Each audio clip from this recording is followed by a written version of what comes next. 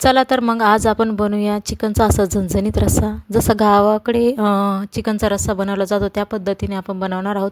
सर्वप्रथम मी इथे 4 कांदे वरवंट्याच्या मदतीने फोडून घेतलेले आहे. त्यानंतर गॅसवर त्याला व्यवस्थित असं काळं होईपर्यंत भाजून घेतलं. त्यानंतर मसाल्यासाठी मिरची, खोबरं, हरभऱ्याची डाळ, त्याच्यानंतर खसखस, धने आणि जोडा आपला गरम मसाला असतो तेवढं सगळं मी यामध्ये टाकलेलं आहे. त्यानंतर सर्व एक एक करून आपण इथे भाजून घेऊया. त्यानंतर अद्रक लसूण मी इथे पेस्ट केलेली आहे.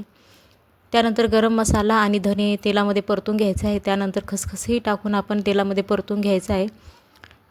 धने परतल्यानंतर आपण यामध्ये टाकणार आहोत खोबरं लालसर होईपर्यंत भाजायचं. त्यानंतर काढून घ्यायचं. त्यानंतर हरभरे डाळ टाकून तेल टाकून थोडंसं आपण परतून घेऊया. त्यानंतर मिरच्याही व्यवस्थित तेलात भाजून घ्यायचा आहे. आता आपला सर्व मसाला इथे व्यवस्थित भाजलेला आहे. त्यानंतर आपण टाकूया इथे फ्रेश कढीपत्ता आणि कोथिंबीर. आता आपण हे वाटून घ्यायचं आहे. त्या सर्वप्रथम मी हरभऱ्याची डाळ आणि खोबरं मिक्सरला वाटून घेणार आहे.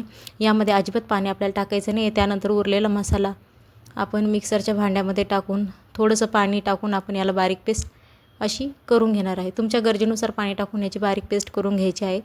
इथे मसाला आता आपला रेडी झालेला आहे आणि चिकनही व्यवस्थित आपलं शिजलेलं आहे, तुम्ही बघू शकता. त्यानंतर तव्यावर बाजरीचं पीठ टाकून मी इथे बाजरीचं पीठ व्यवस्थित भाजून घेतलेलं आहे. त्यानंतर गॅसवर ठेवलेलं आहे पातेलं आणि त्यामध्ये टाकलेलं आहे तेल.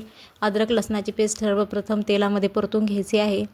त्यानंतर याच्यामध्ये थोडंसं चिकन मसाला आणि मिरची पावडर मी यामध्ये टाकलेली आहे आणि वाटलेला जो आपला मसाला आहे तो आपण यामध्ये टाकून घ्यायचा आहे आणि सर्व मसाला मिक्स करून तेलामध्ये परतून घ्यायचा आहे. त्यानंतर खोबरं आणि हरभऱ्याची डाळ जे आहे ते त्याच्यामध्ये पाणी टाकून मी पेस्ट करून घेतलेली आहे. चिकन त्यामध्ये टाकलेलं आहे आणि ती पेस्टही मी यामध्ये टाकून घेतलेली आहे.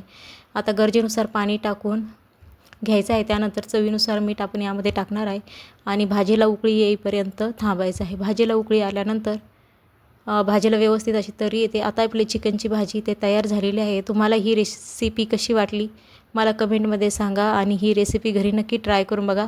अगदी झणझणीत पद्धतीने हे चिकन रस्सा तयार होतो. थँक्यू.